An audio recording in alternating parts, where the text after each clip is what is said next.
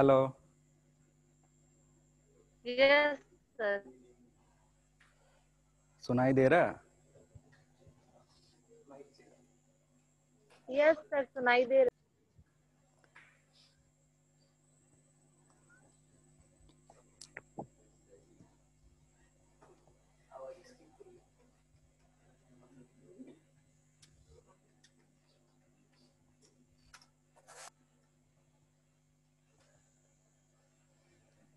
Hello. Yes sir. नहीं हो पाएगा। Sir, can you hear us? आ रहा है? फिर ठीक है। उन लोगों का साउंड क्यों नहीं आ रहा? इधर कुछ गड़बड़ है क्या? एक बार उसको स्विच ऑफ स्विच ऑन करिए। हाँ, वही दिक्कत है।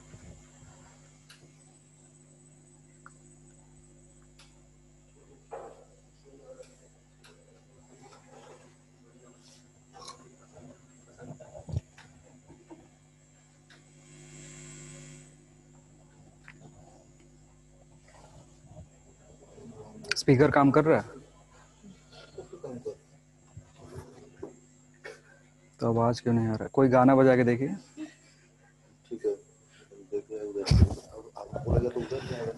हाँ, नहीं, उनको आवाज आ रहा है मेरा। हाँ, चलो लिखो। बीट समझेंगे। सुपर पोजिशन के चलते 3 फिनोमेना होता था, उसका ये लास्ट है। ठीक है। अब बीट होने के लिए क्या होना चाहिए? कम से कम 2 वेव होना चाहिए। और उन दोनों वेव की प्रॉपर्टी क्या होगी? दोनों वेव की प्रॉपर्टी ये है कि एम्पलीट्यूड सेम होगा, फ्रीक्वेंसी अलग अलग होगा। ठीक है, तो लिखो 2 or more waves, 2 or more waves, 2 or more waves traveling in same direction, traveling in same direction, traveling in same direction,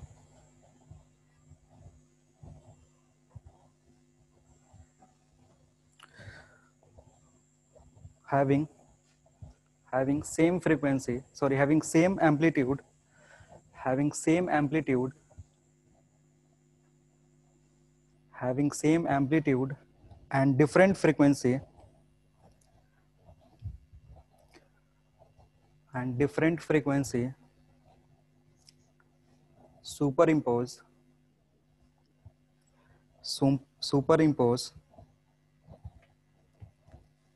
due to which due to which frequency of due to which frequency of resultant wave due to which frequency of resultant wave vary with time periodically, vary with time periodically. This phenomenon this phenomenon this phenomenon is called beats is called beats is called beats and frequency frequency with which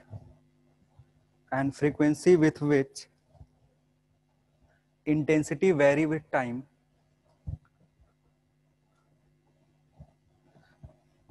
intensity vary with time and frequency with which intensity vary with time is called beat frequency, is called beat frequency.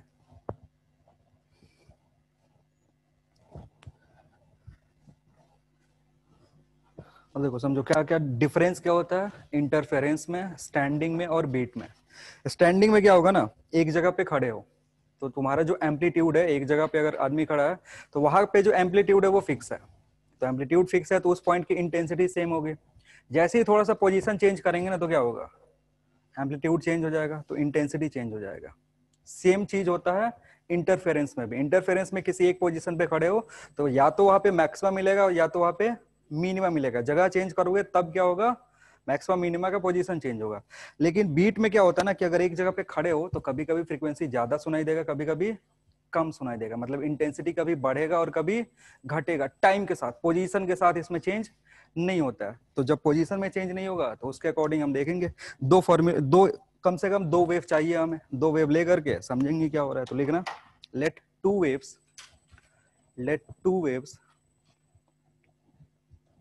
let two waves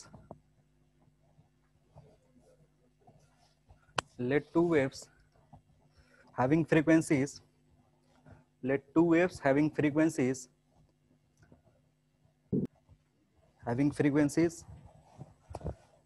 n1 and n2 n1 and n2 superimpose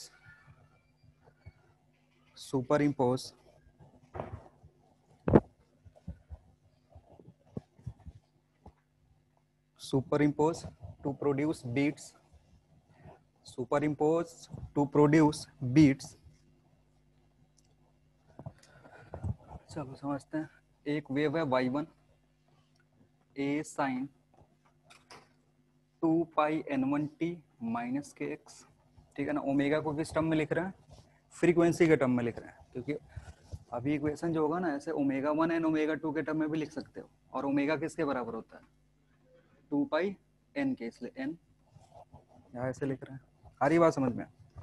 तो एक wave ये है, दूसरा wave क्या है, y2 equals to a sine 2 pi n2 t minus k x. अब इस equation में तुमको साफ साफ दिख रहा होगा एम्पलीट्यूड सेम है ना, और डायरेक्शन ऑफ प्रोपागेशन क्या है, सेम है। चेंज क्या है बस, ये इसकी फ्रीक्वेंसी और इसकी frequency.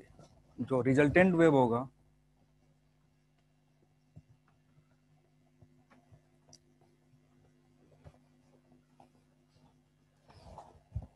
y is equal to y1 plus y2।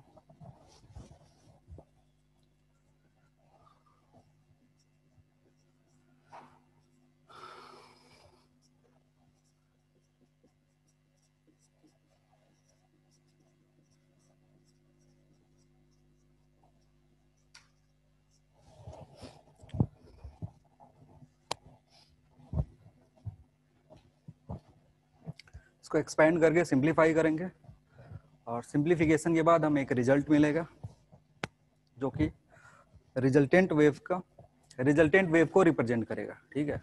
Break करने की जरूरत नहीं है, ब्रेक करोगे फिर बेहोश हो जाओगे, क्योंकि इसका 10-12 लाइन का ब्रेक करने का वो लगेगा पूरा। डायरेक्टली रिजल्ट लिख लो, 2a cos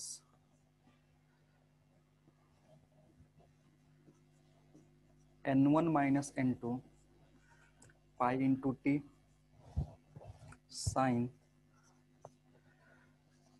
पाई n1t plus pi n2t minus k x. Break करोगे कुछ इस तरीके का आएगा।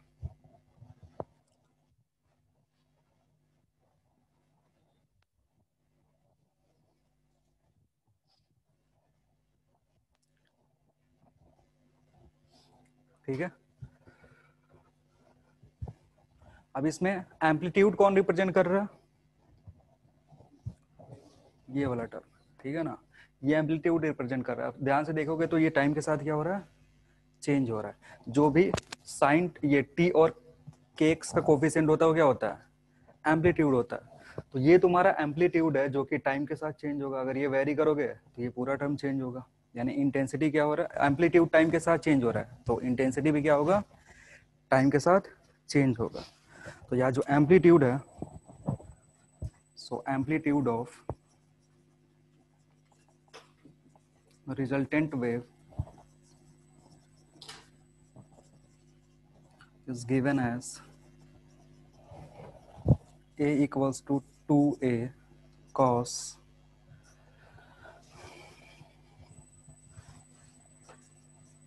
n1 minus n2 pi into t।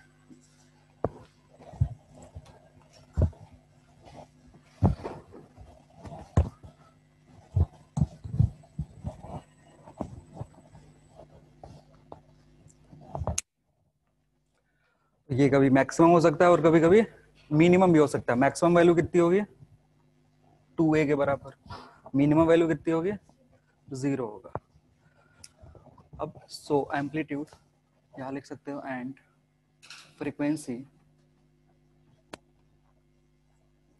Of variation of amplitude.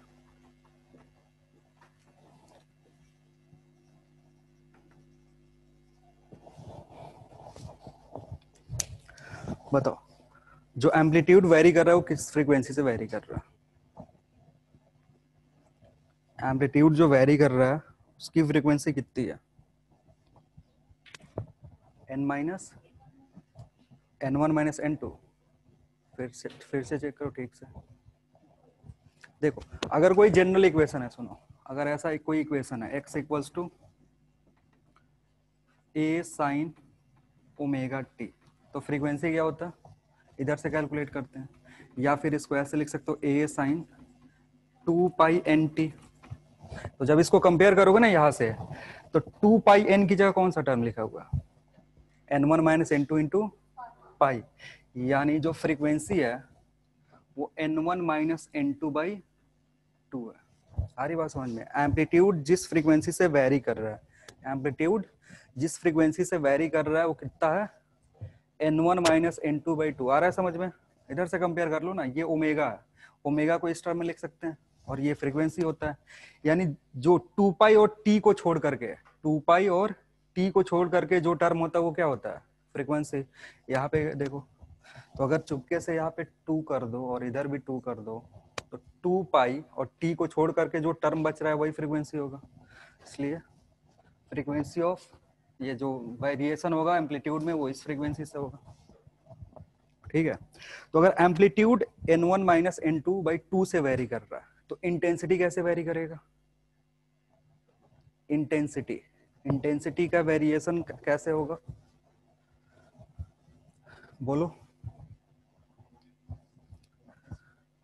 Note लिखाए होंगे कि जो भी एम्पलीट्यूड का अगर एम्पलीट्यूड का टाइम पीरियड दिया हुआ है तो इंटेंसिटी का टाइम पीरियड कैसे निकालते हैं? कॉपी ओपी नहीं पड़ता, रूट में होता है। कॉस स्क्वायर और कॉस का फंक्शन टाइम पीरियड कैसे निकलता है? या साइन स्क्वायर और साइन का फंक्शन कैसे निकलता है? अरे, एम्पलीट्यूड का टाइम पीरियड अगर टी है, सुनो, एम्पलीट्यूड का टाइम पीरियड, तो इंटेंसिटी का टाइम पीरियड t/2 होगा। स्क्वायर क्यों? अरे स्क्वायर क्यों करोगे? अगर एम्पलीट्यूड ऐसे वेरी कर रहा है, साइन का फंक्शन, तो इंटेंसिटी कैसे वेरी करता है? तो इधर से इधर का टाइम पीरियड t है, यहाँ टाइम पीरियड कितना हो गया? तो अगर फ्रीक्वेंसी इधर f है तो इधर फ्रीक्वेंसी कितना होगा? अरे फ्रीक्वेंसी दुगना होगा, टाइम पीरियड का इनवर्स होता है ना फ्रीक्वेंसी। तो नोट में एक बार फिर से लिख लो, अगर भूल जा रहे हो बार बार। चलो लिख लो इसके नीचे नोट में, ये बहुत इंपॉर्टेंट है। लिखो, frequency of intensity is twice of frequency of amplitude।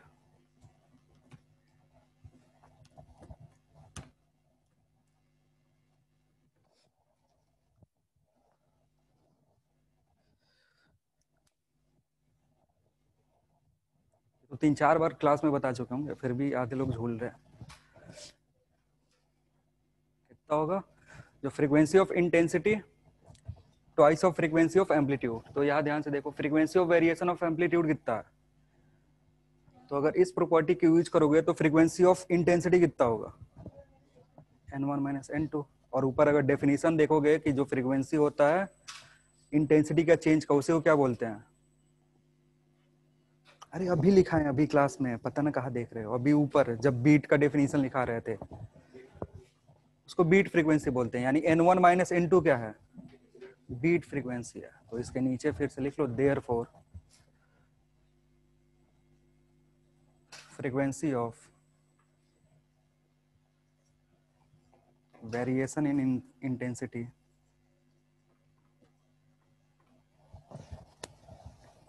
frequency of variation in intensity is equal to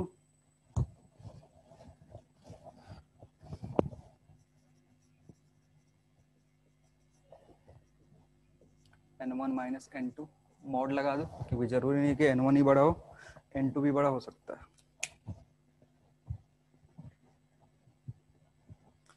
और इसी को क्या बोलते हैं, बीट फ्रीक्वेंसी।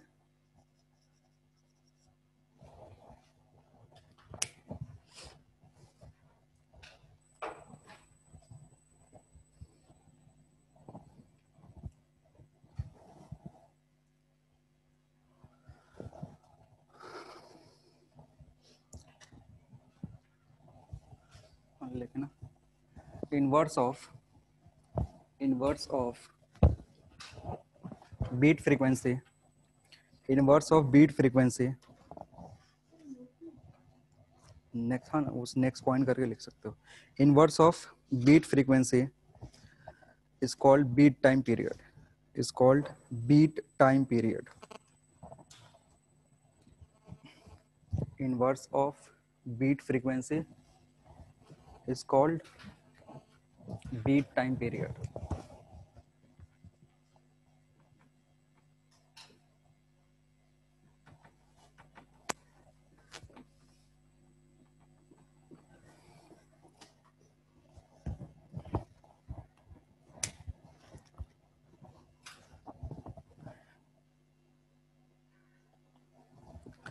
तो इसके पहले का जितना भी थ्योरी है ना बीट से रिलेटेड, वो सब बोल सकते हो। तुमको याद कितना रखना है, बस ये वाला टर्म याद।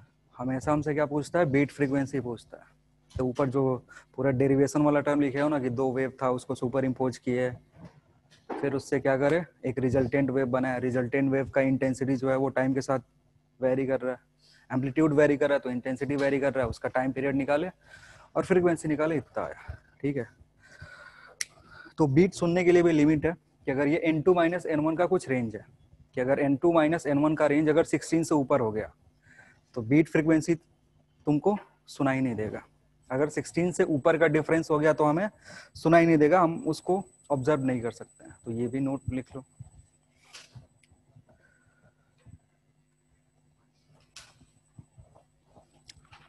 To observe beat frequency, to observe beat frequency, to observe beat frequency, difference between difference between difference between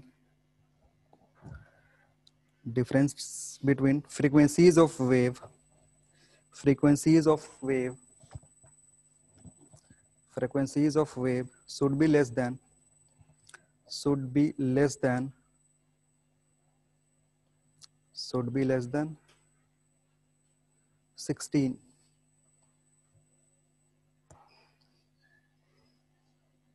16 should be less than 16।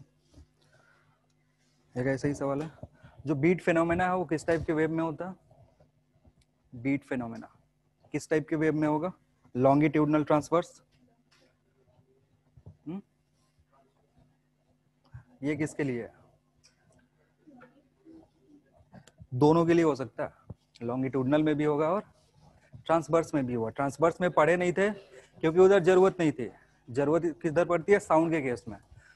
अगर जैसे कि स्ट्रिंग था ना, स्ट्रिंग पे दो वेव जनरेट कर दो तो जो इंटेंसिटी होगा या एम्पलीट्यूड होगा इस पॉइंट का, अगर जो कंडीशन है बीट होने के लिए अगर इसको सेटिस्फाई करेगा तो इस पॉइंट की इंटेंसिटी टाइम के साथ क्या हो सकती है?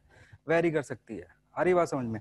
तो हमें जो स्ट्रिंग पे था ना, बस जरूरत किसकी थी? स्टेशनरी वेव का, इसलिए खाली स्टेशनरी वेव पढ़े थे, या फिर इंटरफेरेंस का जरूरत है, इंटरफेरेंस पढ़ते। साउंड में क्या जरूरत पड़ता है? स्टैंडिंग वेव का, क्योंकि ऑर्गन पाइप वहां से पढ़ना होता है, या फिर बीट का जरूरत पड़ता है, इसलिए बीट पढ़े थे। अभी इंटरफेरेंस एक जगह और पढ़ना है जब 12th में जाओगे और वेव ऑप्टिक्स पढ़ोगे तो। लिखना है एक प्रॉब्लम, लिखो।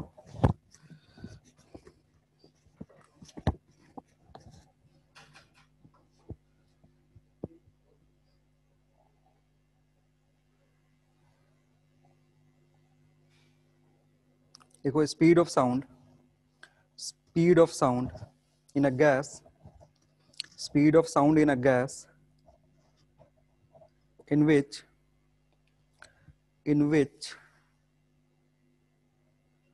speed of sound in a gas in which two waves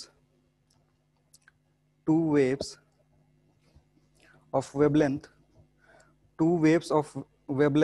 1 meter, 1 meter and 1.01 meter, two waves of wavelength 1 meter and 1.01 meter, 1.01 meter produce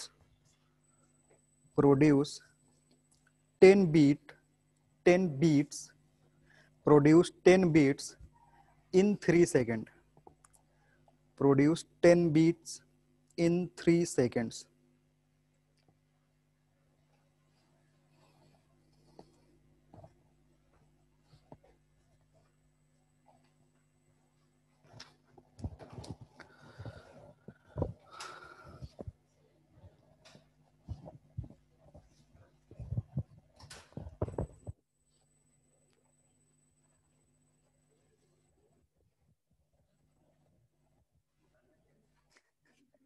velocity speed निकालना है वेव का। अरे सबसे पहले लाइन ही बोल रहा है।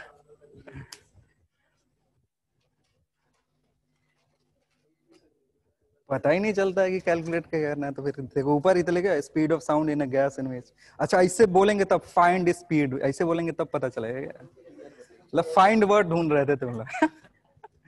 बहुत ही लो एप्टीट्यूड है। परेशान हो गया कि क्या पता करना है।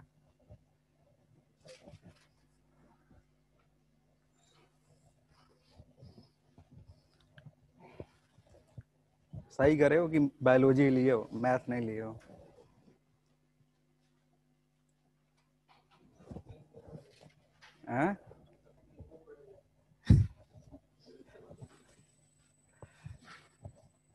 बेचारे ऑनलाइन वाले परेशान हैं। कुछ डाउट भी आ रहा होगा तो पूछ नहीं सकते हैं।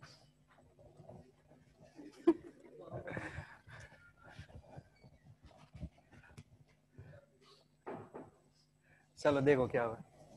मान लो कि वेलोसिटी या स्पीड v है। Let speed be v। अगर v स्पीड है तो फ्रीक्वेंसी निकाल सकते हो। क्यों? क्योंकि v इक्वल्स टू क्या होता है, एन लेमडा या एफ लेमडा। ठीक है ना। तो दो वेव है, दोनों का फ्रीक्वेंसी कैलकुलेट कर सकते हो, क्योंकि लेमडा 1 और f1 और सिमिलरली f2 लेमडा 2। क्योंकि वेलोसिटी जो है ना, अगर वेव ट्रेवल कर रहा है, साउंड वेव ट्रेवल कर रहा है, तो उसकी फ्रीक्वेंसी या वेवलेंथ कुछ भी हो, वेलोसिटी पर्टिकुलर मीडियम में क्या होता है, कांस्टेंट होता है।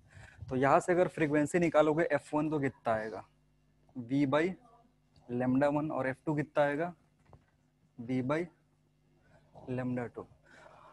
तुम्हें एक चीज दिया हुआ है कि बीट जो प्रोड्यूस हो रहा है 10 सेकेंड में वो कितना हो रहा है। आ रही बात समझ में? कितना? 3 सेकेंड में 10 बीट्स हो रहा है, तो 1 सेकेंड में कितना होगा?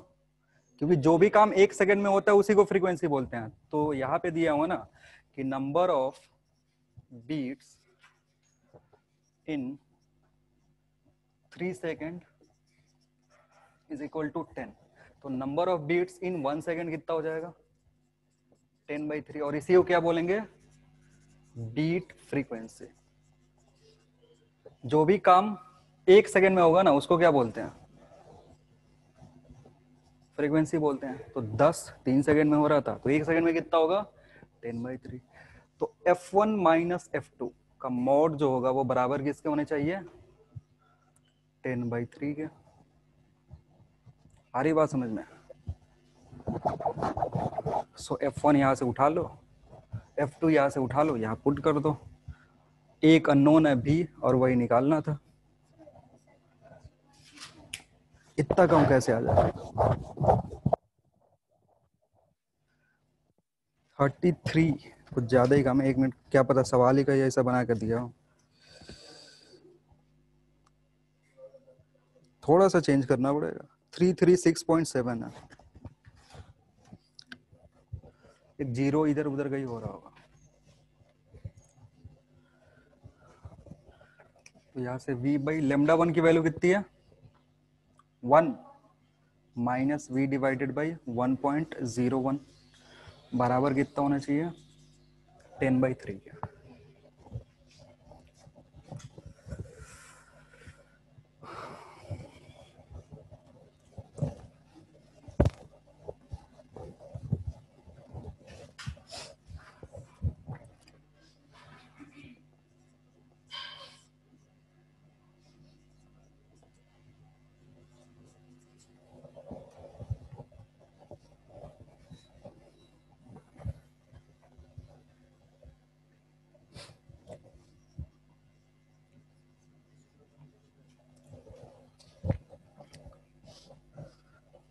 सिंप्लीफाई करोगे तो 336 के आसपास आएगा।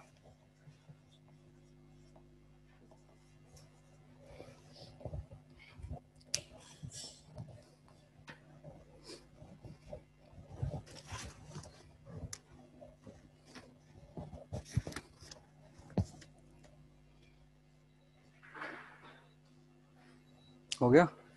एक और लिखो 16 tuning forex 16 tuning forex 16 tuning forks are arranged 16 tuning forks are arranged in the order of increasing frequency 16 tuning forks are arranged in order of increasing frequency any two successive forks any two successive forks give 8 beats per second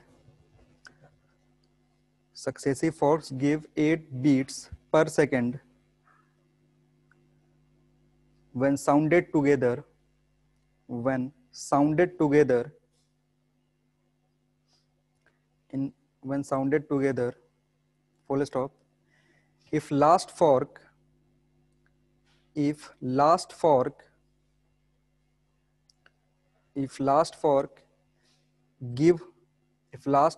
gives octave of first fork if last fork gives octave of first fork then find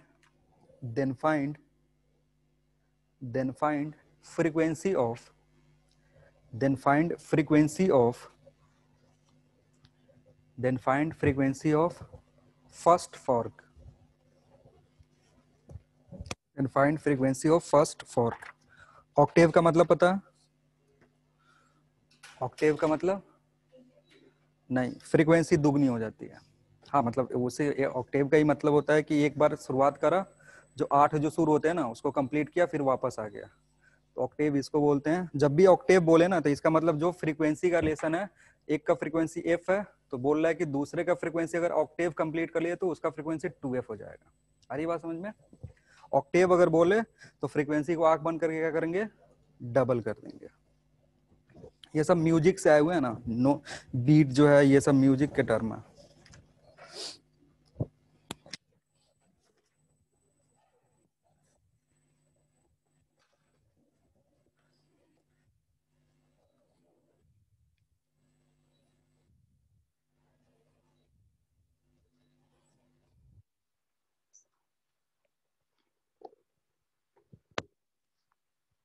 सोचो 16 tuning fork है arrange करके रखे हैं किसी दो successive tuning fork के बीच का जो डिफरेंस है फ्रीक्वेंसी का वो दिया हुआ बीट देने का क्या मतलब होता है बीट पर सेकंड का मतलब ये होता है फ्रीक्वेंसी का डिफरेंस दिया हुआ किसी भी दो सक्सेसिव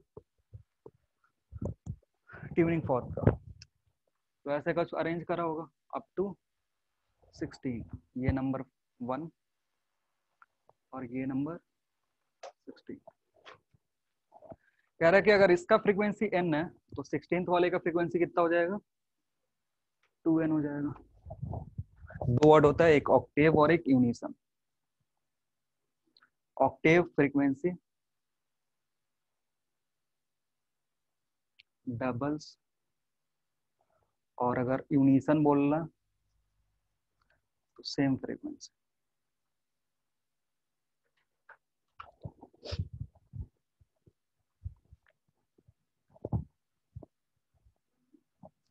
यूनिसन, UNISON। अब समझो, पहले का फ्रीक्वेंसी n है तो लास्ट का 2n हो गया। तो अगर पहले पहले का n है तो दूसरे का कितना होगा? n+8। तब तो इन दोनों का डिफरेंस लोगे तो बीट 8 के बराबर आएगा। वैसे ही दूसरे का कितना हो जाएगा? पहले का, दूसरे का, तीसरे का, चौथे का कितना हो जाएगा? बोलो। 8 ऐड करना है, 24। ठीक है ना। अब यहाँ से ना जनरल कर लेंगे, सबका नहीं कैलकुलेट करके। ये फोर्थ था, ठीक है ना। फोर्थ का अगर ध्यान से देखोगे तो मिल कैसे रहा? अगर n4 निकालोगे तो ये मिल रहा है n+3 × 8, ऐसे मिल रहा। आ रही बात समझ में? अगर ये फ्रीक्वेंसी n था तो मिल कैसे रहा है? 3 × 8 से। यानी अगर n16th निकालोगे तो n16 कैसे निकलेगा? n15 × 8 से, सॉरी प्लस होगा यहाँ पे, ठीक है। और n16 है कितने के बराबर? 2n के बराबर, ठीक है। आ रही बात समझ में? n4 जो है, n4 कितना है? n+24, 24 मतलब 3 × 8, एक कम से मल्टीप्लाई कर रहे हैं। तो यहाँ पे 16th है तो n+1 कम से मल्टीप्लाई 15 × 8 बराबर कितने के होगा? 2n के बराबर। अब यहाँ से सिंप्लीफाई करोगे n की वैल्यू आ जाएगी।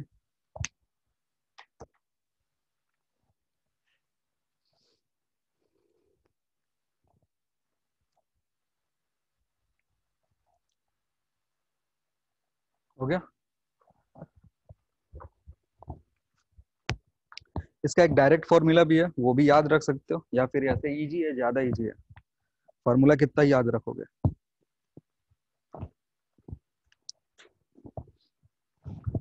अब इस टाइप के सवाल में ना कभी कभी दो वर्ड दिखता है जिससे बच्चे परेशान हो जाते हैं। एक वर्ड दिखता है फाइलिंग और दूसरा दिखता है वैक्सिंग।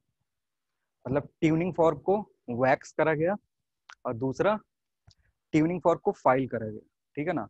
तो जब वैक्सिंग करते हैं ना तो ट्यूनिंग फॉर्क पे मटेरियल ऐड करते हैं। वैक्सिंग करने का मतलब होता है जो भी तुम्हारा वैक्स है उसके आर्म्स पे ऐड करते हैं। आर्म्स पे ऐड करोगे तो इनर्शिया बढ़ जाएगा। इनर्शिया बढ़ने के चलते फ्रीक्वेंसी कम हो जाता है। जब भी वैक्सिंग करते हैं तो ट्यूनिंग फॉर्क का जो नेचुरल फ्रीक्वेंसी पहले था उस फ्रीक्वेंसी से उसकी नेचुरल फ्रीक्वेंसी क्या होती है? कम जाती है। और दूसरा चीज है फाइलिंग। फाइलिंग में क्या होता है कि फाइलिंग में, फाइलिंग समझते हो? नहीं समझते हो? अरे कभी कारपेंटर को काम करते हुए देखे हो? वो ऐसे प्लेनर लेकर के वो ऊपर रगड़ता है, उसको प्लेन करता है तो ऊपर वो निकलता है ना। और लकड़ी टाइम के साथ क्या हो जाती है? पतली होती जाती है। तो सेम चीज मेटल से भी, मेटल के साथ भी कर सकते हो। मेटल के लिए एक क्या बोलते हैं उसको? रेती बोलते हैं। रेती समझते हो? अरे जिससे वो शार्प करते हैं नाइफ को। तो जो प्रोसेस होता है ना शार्प करने का नाइफ को, उसको फाइलिंग बोलते हैं। फाइल करोगे तो जो टोंग होगा, मतलब टोंग, आर्म, आर्म ही रहने दो, आर्म जो होगा वो क्या होगा? पतला होगा। और आर्म पतला होगा, इनर्शिया घटेगा। इनर्शिया घटने के चलते क्या होगा? फ्रिक्वेंसी इंक्रीज होगा।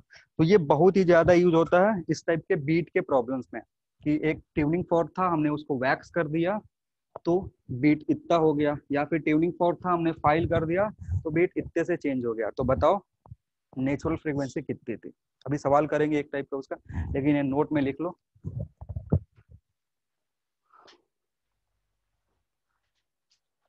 नोट क्या है? Due to waxing frequency of tuning fork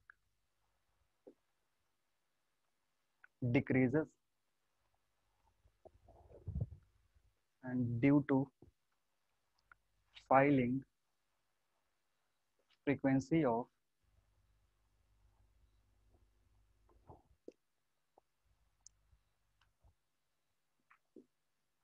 tuning fork increases।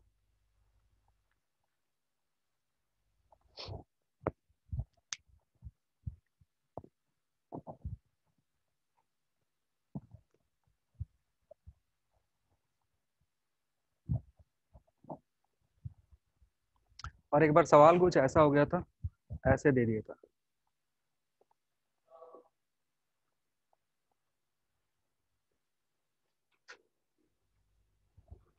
ठीक है, तो परेशान हो गया सर आपने बोला था वैक्सिंग करेंगे तो क्या होगा। अरे तो इसको थोड़ा सा ध्यान रखना था, ये फीलिंग है, फीलिंग मतलब वैक्स फील करना है। और यहाँ जो है ना ये क्या है, फाइलिंग है। एफ, जो ये फाइलिंग टर्म आया ना वो FILE से आया है। ठीक है, और इसका क्या मतलब है, फील कर रहे हैं। FILL से ING बना हुआ है, तो वैक्स फील कर रहे हैं। वैक्स कहीं भी दिखे ना, वैक्स कहीं भी दिखे तो इसका मतलब क्या होगा, फ्रीक्वेंसी डिक्रीज होगा। और इधर फाइलिंग है, फाइलिंग का मतलब FILING।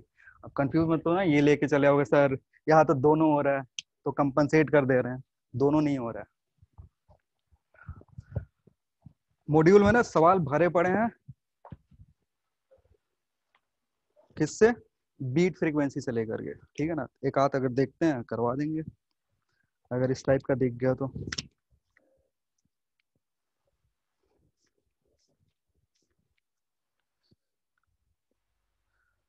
और ये जो नया ये आया था ना सिलेबस, जिसमें से हटा रहा था बीट को, अगर बीट हटा देगा तो फिर बच्चों का साउंड में, नहीं हटाया नहीं, उससे हटा दिया है। क्या नाम है उसका, CBSE से है। लेकिन अगर नीट से हटा दिया ना तो फिर जो 4-5 नंबर तुम्हें मिलते थे साउंड में वो भी नहीं मिलेंगे। रहा गया, इस टाइप का कोई प्रॉब्लम है।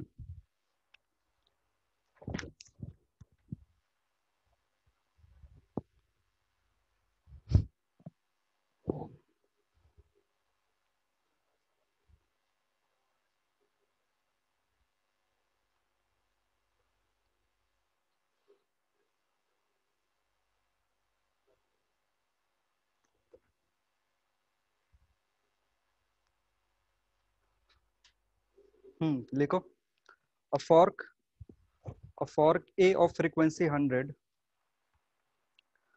a fork A of frequency 100, a fork A of frequency 100 is sounded with another tuning fork B. A fork of frequency 100 is sounded with another tuning fork B, full stop. The number of beats produced the number of beats produced is 2. Number of beats produced is 2, full stop.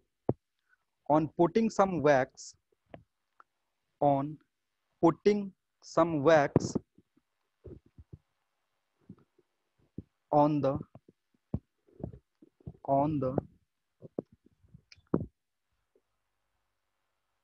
the prongs of B, arm को prongs भी बोलते हैं। On the prongs of B, the number of beats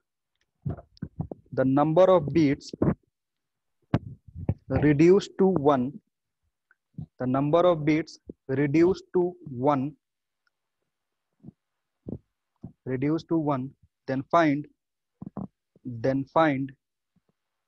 frequency of fork B. कितना, अरे अपने मन से कुछ भी, नींद से उठ के सीधे नहीं आ गए हो ना, एक क्लास बीत चुका है फिर भी सुरूर में नहीं आए हो,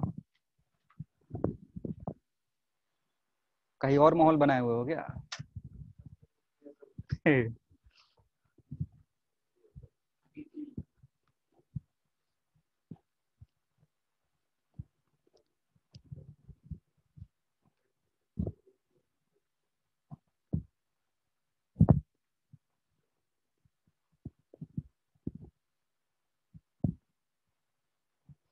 देखो ऐसे सवाल को करने के लिए ना कुछ फॉर्मूला नहीं लगाना होता, थोड़ा सा बस कॉमन सेंस लगाना होता। ठीक है, क्योंकि इस प्रॉब्लम में ना जो भी प्रॉब्लम होगा इसमें ऑप्शन देगा चार ऑप्शन देगा, दो उसमें से ऐसे ही उड़ा सकते हो। चार ऑप्शन में से क्या करोगे, दो ऐसे ही उड़ा सकते हैं। देखो कैसे करेंगे। 100 दिया हुआ फ्रीक्वेंसी, ए का 100 दिया हुआ। अब फ्रीक्वेंसी बी की पॉसिबिलिटी कितनी कितनी है। अगर दो का बीट प्रोड्यूस हो रहा है, सुनो, दो का बीट प्रोड्यूस हो रहा है तो या एफ बी 102 हो सकता है या फिर 98 हो सकता है। ठीक है ना, ये होगा। क्या कह रहे हैं कि अगर 100 इसका 100 हर्ट्स ए का फ्रीक्वेंसी है और बोल रहा है बी के साथ ये कितने का बीट बना रहा है, दो का, तो पॉसिबिलिटी क्या क्या है, 102 और 98। अब ये दोनों ऑप्शन में होगा। अब नहीं होता तो सीधे कोई टिक करके निकल जाते हैं, लेकिन एग्जामिनर भी होशियार है कि बच्चे क्या करेंगे, ऑप्शन देख के मैचिंग करेंगे, दोनों आंसर मिलेगा। अब जो आगे का स्टेटमेंट है ना, वो इन दोनों में से कौन सा आंसर होगा उसको पता करने के लिए आगे का जो स्टेटमेंट है ना, कि क्या कर रहे हैं, फिल कर रहे हैं, तो फ्रीक्वेंसी क्या हो रहा है, 1 हो जा रहा है फ्रीक्वेंसी। अब जो बीट फ्रीक्वेंसी है वो घट करके कितना हो जा रहा है, 1। तो अब समझेंगे, मान लो अगर ये रखते हैं 102, 102 अगर आंसर होता, अगर इसको फिल करते, फिल करने का क्या मतलब होता है,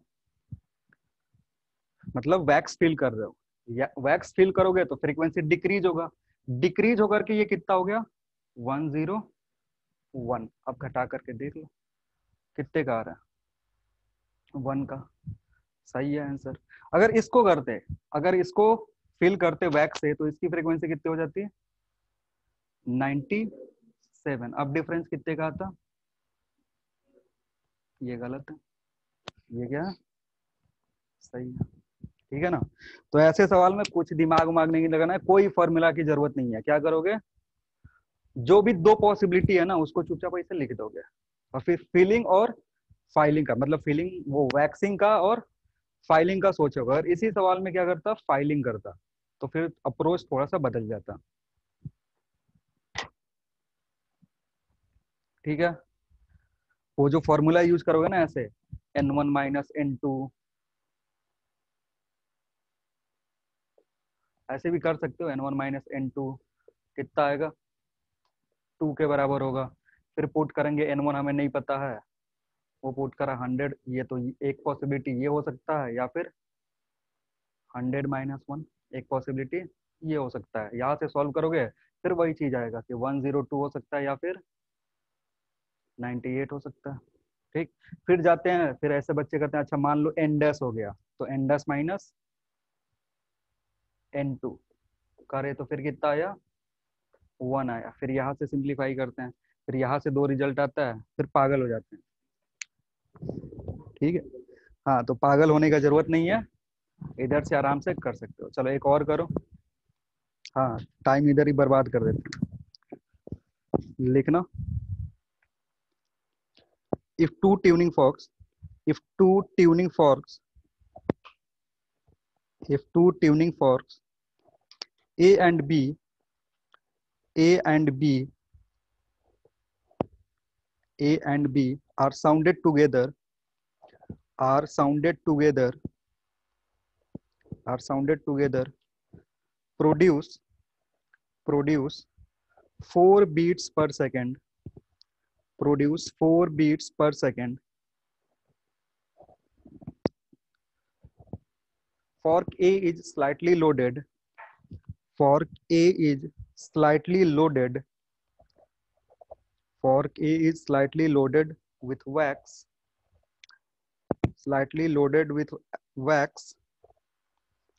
They produce they produce two beats. They produce two beats when sounded again. When sounded again,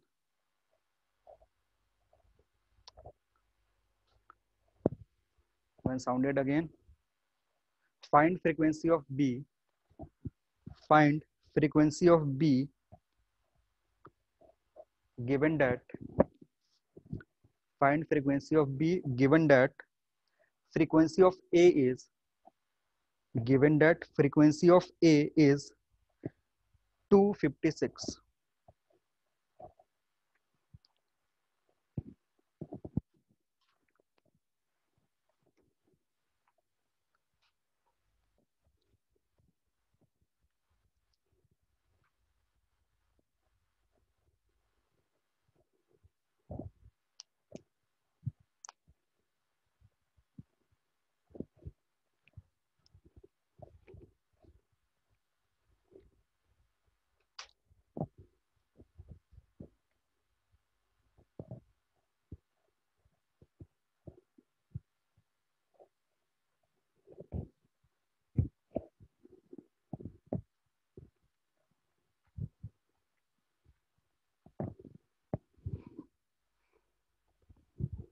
कितना 260, एफ ए दिया हुआ कितना 256, तो एफ बी की पॉसिबिलिटी क्या क्या हो सकती है, और 250 सॉरी 260, ये दोनों पॉसिबिलिटी है, या तो 252 हो सकता है या तो 260 हो सकता है। तो एक बार ऑप्शन चेक कर सकते हो कि क्या दोनों है, अगर दोनों है तो फिर आगे काम करना पड़ेगा, अगर दोनों नहीं है तो एक जो ऑप्शन होगा वो सही होगा, ठीक है। लेकिन ऐसे सवाल में ना वो 100% कंफर्म है कि दोनों ऑप्शन में होता है। अब दूसरा स्टेटमेंट जब दिया तो उसका काम करेंगे, क्या कह रहा है, फिल कर रहा है, ठीक है, फिल कर रहा है मतलब वैक्स फिल कर रहा है या वैक्स लोड कर रहा है, तो वैक्स लोड करेगा, इसका फ्रीक्वेंसी क्या होगा, डिक्रीज होगा 250, इसको लोड करोगे तो क्या होगा, इसका भी डिक्रीज होगा 258, डिफरेंस देख लो कितने का आया, इधर कितने का, ये सही और ये गलत, यानी आंसर कितना होना चाहिए 260, ठीक है। इसके लिए कोई फॉर्मूला यूज करने की जरूरत नहीं है, वैक्सिंग और फाइलिंग के लिए कोई फॉर्मूला यूज नहीं करेंगे, बस लॉजिकल थोड़ा सा यूज करोगे हो जाएगा।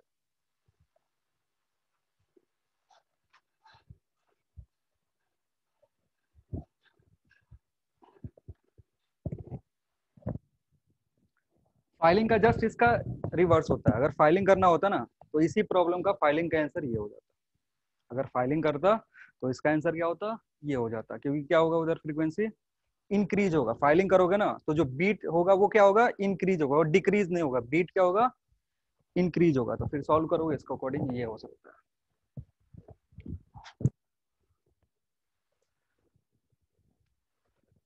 चलो फिर मजे करो, 2 टॉपिक और बचा हुआ है तुम्हारा साउंड का, फिर खत्म, और एक छोटा सा चीज एसएसएम का बचा हुआ है, डैम्प्ड ऑसिलेशन, वो भी पढ़ा देंगे, फिर 11 से बाय बाय टाटा। स्टार्ट करेंगे पहले मॉडर्न फिजिक्स,